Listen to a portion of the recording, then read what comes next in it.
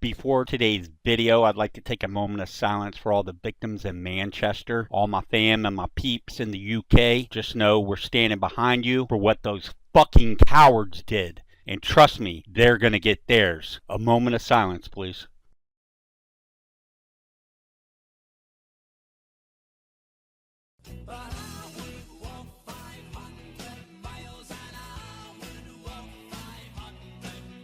So, what up, my peeps? MatrixNative here. In today's video, that's right, cupcakes, another loadout. We're going to go ahead and be going with the 10th Mountain Division, aka the 10th Light Infantry Mountain Division. Now, there's several units that actually make up the 10th Mountain Division. What we're going to be focusing on actually today is the 31st Infantry Regiment within the 10th Mountain Division. They also go by the Polar Bears and have a special designation of America's Foreign Legion. So my peeps, even though this is a 10th Mountain loadout, we are actually focusing on the 31st Infantry Regiment. So my peeps, if you're new around here, go ahead and snipe the subscribe. It helped me out. Let's get on with the history lesson. The 10th Mountain Division, also known as the 10th Mountain Light Infantry Division, is stationed at Fort Drum, New York. Was a specially tailored infantry division that is rapidly deployable by strategic airlift to conduct a full spectrum of operations from humanitarian relief to combat. The 10th Mountain Division had been involved in more deployments than any other division in the Army. The structure of the division was brought more into line with other units under the U.S. Army's Modular Force Structure Transformation beginning in 2005.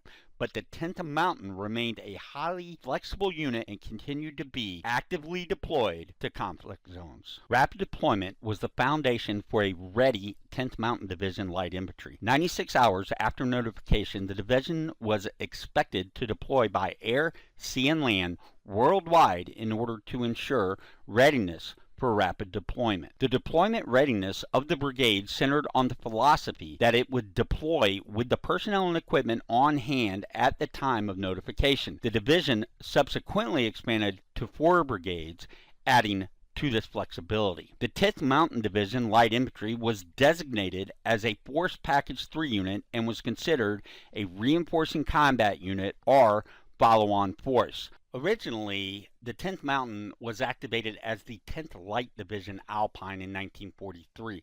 The division was redesignated the 10th Mountain Division in 1944 and fought in the mountains of Italy and some of the roughest terrain in the country. From there, they were activated from 1943 to 1945, 1948 to 1958, and 1985 to the present. That is a very historic division. The credentials are right there. That is pretty hooah, my peeps, pretty hooah. Alright, my peeps, so as I was stating, there is one of the most historic infantry regiments ever in the history of the United States Army, and that would be the 31st Infantry Regiment, the Polar Bears.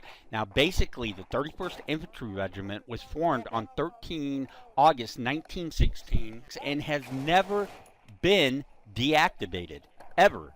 Basically, from 1916 to present, where they were assigned on 16 April 1996 to the 10th Mountain Division and activated at Fort Drum, New York. My peeps, I give you this build today, but sometimes I want you guys to think of the historic properties and just the history of some of these builds that I'm putting together. I mean, that's amazing. From 1916 to present, the 31st Infantry Regiment has like never been deactivated. So the 4th Bat, 31st Infantry Regiment, who are to you, the Polar Bears? And again, my peeps, I'm not 100% on anything about the 10th Mountain. I was against them on Op 4 at NTC, running around. They were running around in dune buggies, you know, light infantry. And, you know, I got to meet a couple of them, but, you know, I didn't really find out, really didn't care about the division's, you know, history. I mean, why would I, right? So the point I'm trying to make is basically, if you are stationed with the 10th Mountain or If you notice that I didn't say something that was 100% accurate, please leave comments for us, because I'm not here to mislead anybody. I do my due diligence as far as history goes and research goes, but sometimes that's just not enough, especially if you don't have boots on the ground with the unit. So anything about the polar bears or about the 10th mountain that I failed to or was not accurate on, make sure you leave it in the comments. And with that, my peeps, I give you my 10th Mountain Division build exclusively, the 31st Regiment Infantry Polar Bears. Let's go. As usual, enjoy, my peeps.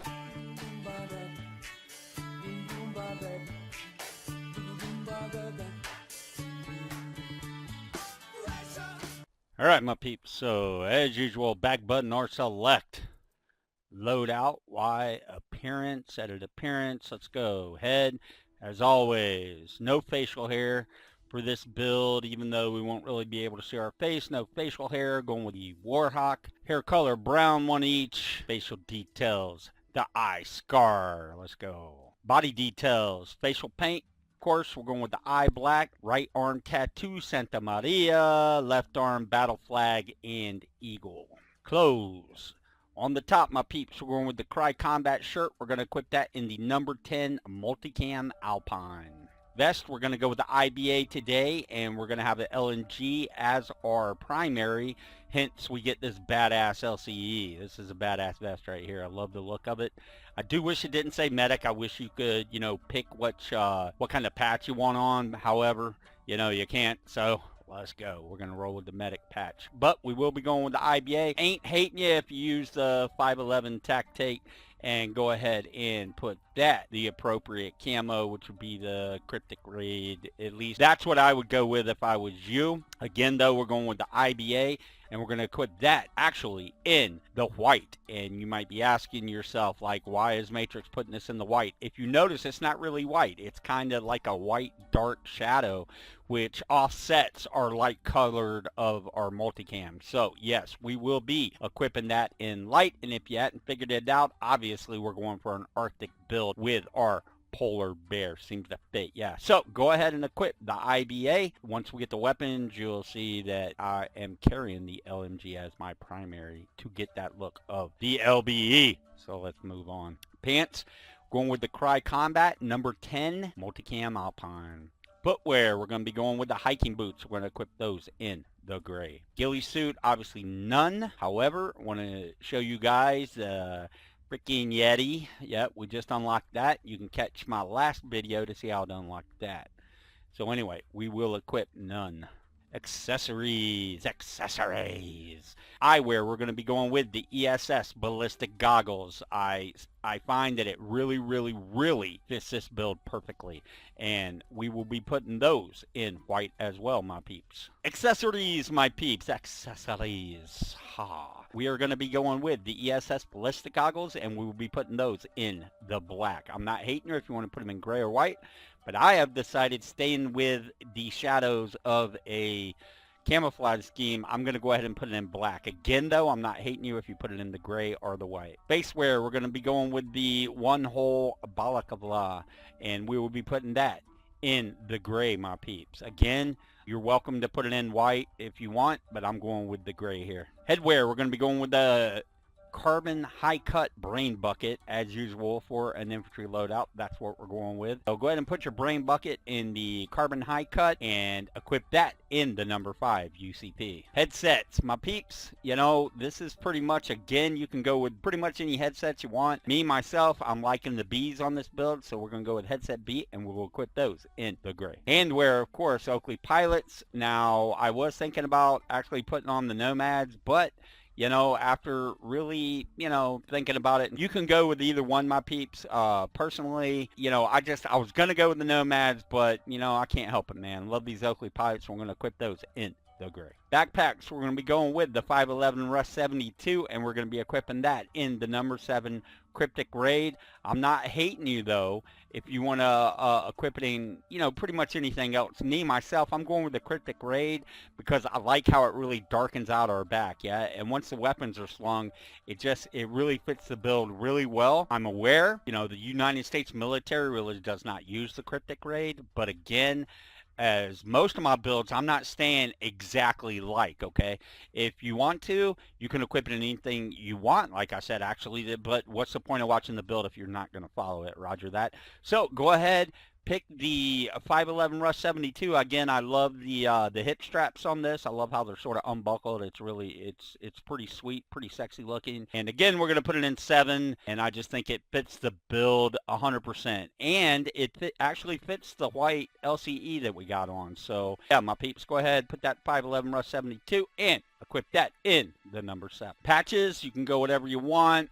Maybe one day I'll throw the old America flag on. But for now, I'm going with Romeo 9. Let's roll, my peeps. Okay, my peeps, so that's going to be your uniform loadout. I'm thinking it looks really, really hood. I don't know what you think, but to me, this is one of this is actually probably the first Arctic build that I've actually posted. However, you know, I've had other Arctic builds, but to me, personally, for an infantryman, for a grunt, and this is a pretty sexy build. All right, my peeps, getting on with it. That's right. Primary, so that we can get this sweet-ass LBE, we're going to go ahead and equip the MK48 light machine gun, my peeps. And we're going to go ahead and we'll go into paint presets. Now, I did equip 2 different camos on our weapons here. Basically, with this, you want to go with the KT Yeti. And if you don't got that open, you know, you can pick another Arctic scheme.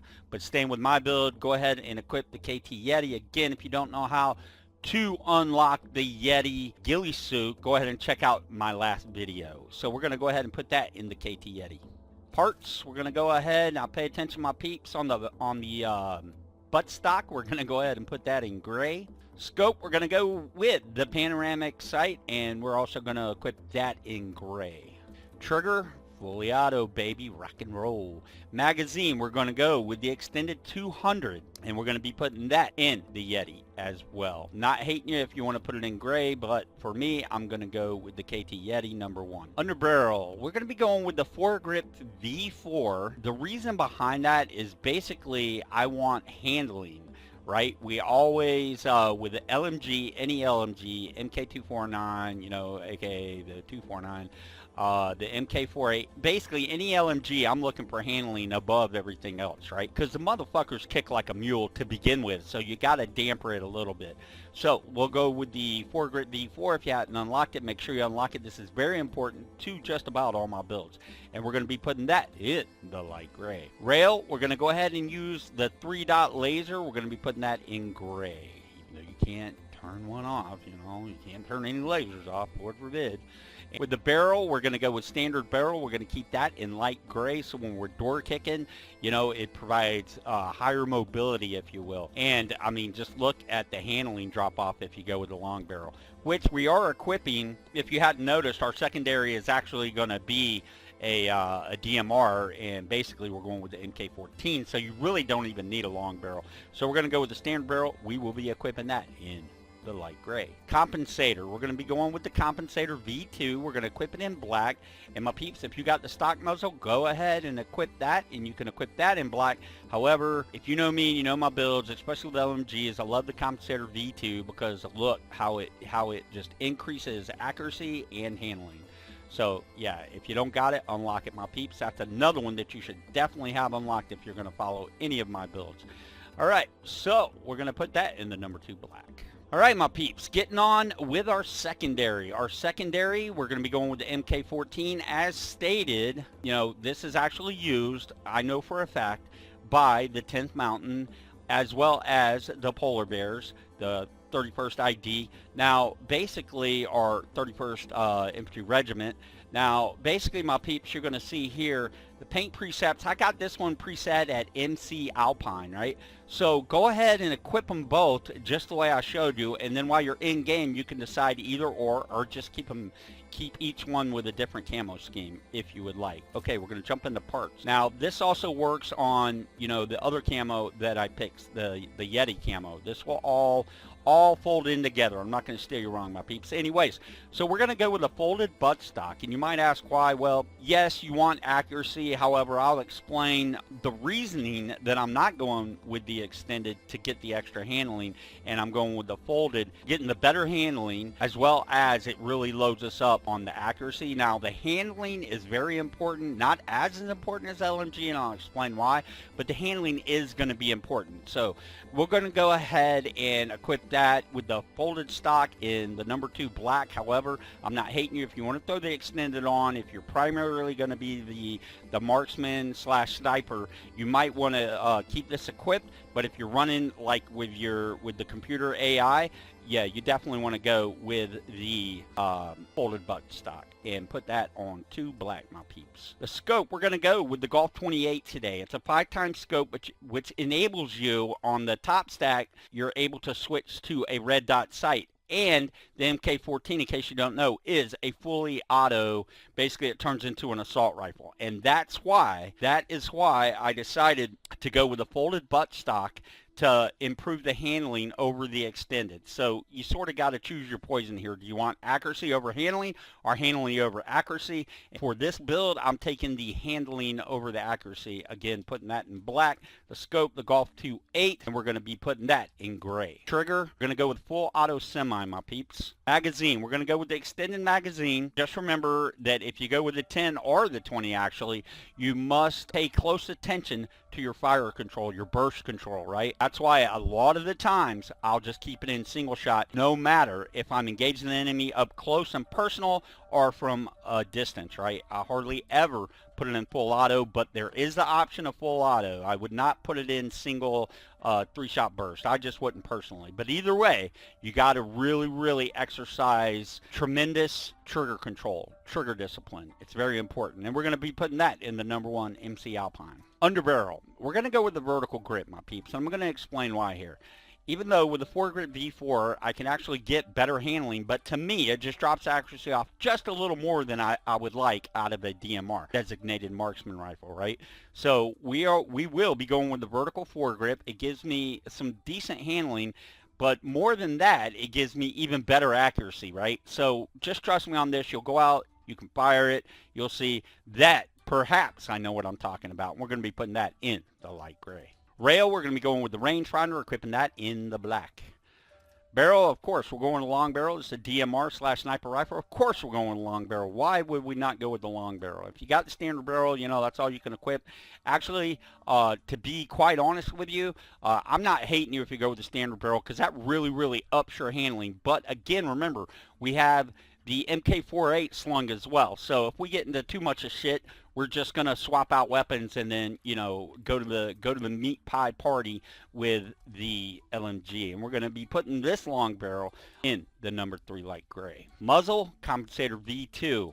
I'm not hating you if you go with suppressor. If you really feel you should carry suppressor in the field, go ahead and go with the suppressor. Me, myself, I will suppress my pistol, and pretty much that will be the only suppressed weapon I carry on this loadout because I don't plan on sneaking a whole lot when I have an LMG. So we're going to go ahead, equip the compensator V2 in black. All right, my peeps, there it is, the MK14, one of my favorite weapons, shall I say. I've shot it. I don't own one anymore. I used to actually own one. Obviously, I do own an M4. Yeah, this right here, though, it will definitely do the job, especially if you're a DMR, designated marksman rifle. So, let's go. Okay, my peeps, the handgun. Of course, we're going to go with the M1911, and as I just stated, we're gonna shadow everything out. You know, we're going to blacken it out, murder it, if you will, and then for the muzzle, we're going to go ahead and switch to a suppressor, and we will be putting that in black. However, I'm going to equip the stock muzzle, and then I will tactfully, as needed, switch to my suppressor. Both will be in black, but me personally, I'm going to equip it with only the stock muzzle, not the suppressor, and add suppressor as needed on mission. And everything else, just black out everything, my peeps. That's all you need to do. So once you're done with that, my peeps, as you can see here, I still have, you know, a standard drone. So I really haven't been concerned with opening the mine, C4, diversion lure, or the flash grenade.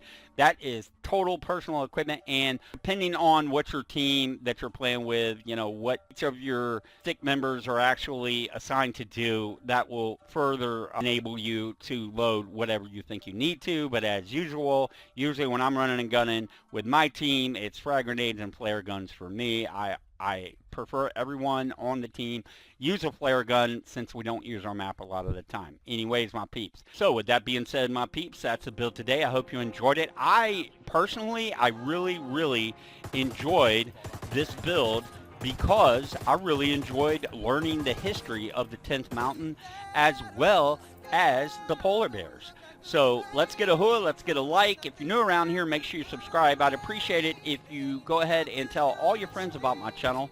And there you see it right there. You can switch to the red dot.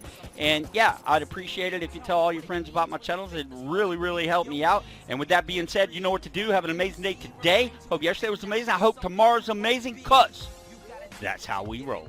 Don't be mad at the system, it's simply how we've existed. I hear a lot of people talking like they politicians and choose to be an accountant because it's safe in a business. Not because they want to do it, just because they heard it pays. And who the fuck wants to be poor knowing that's how we've been raised? Society is getting heavy, I can feel the weight. The pressure of success is like 100 million.